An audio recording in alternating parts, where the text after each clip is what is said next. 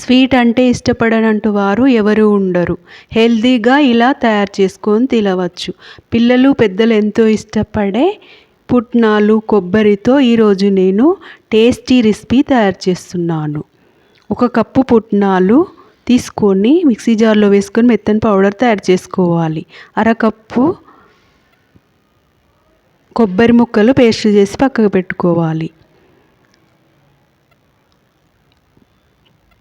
1/2 cup sugar, 1 యాలక్కు వేసి మెత్తని powder తీసుకోవాలి. ఈ మూడింటిని ఒక పాత్రలోకి తీసుకొని ఇలా మొత్తం కలిసేంత వరకు కలుసుకొని పక్కకు ఉండనివ్వాలి.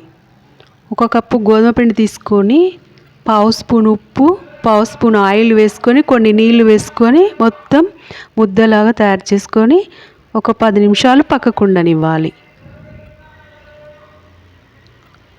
మనం ఇలా పూరి చేసే ప్రెస్ తోటి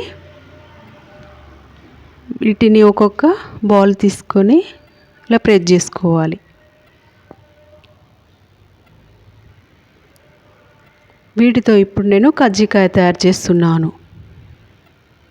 ఎప్పుడూ ఒకేలాగా తయారు చేస్తూ ఉంటారు కదా కజ్జికాయలు. ఇప్పుడు ఈరోజు నేను పుట్నాల పప్పు కొబ్బరితో తయారు చేస్తున్నాను. ఈ కజ్జికాయలు ఎన్నో రకాలుగా తయారు చేసుకోవచ్చు. 15 డేస్ నిల్వ ఉంటాయి.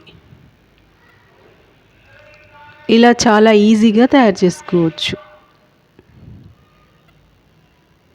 స్టవ్ వెలిగించుకొని కడాయి పెట్టుకొని ఇవన్నీ ఇలా ఒక్కొక్కటిగా తయారు చేసుకొని పెట్టుకొని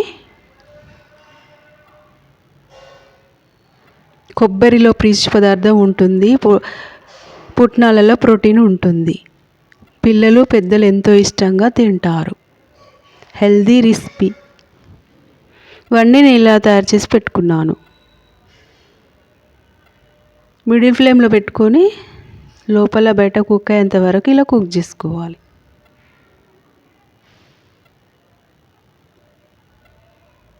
మనం పండుగలప్పుడు తయారు చేస్తూ ఉంటాం, కానీ మన ఇంట్లో ఎప్పుడైనా కొబ్బరి ముక్కలు మిగిలినప్పుడు ఇలా తయారు చేసుకోవచ్చు.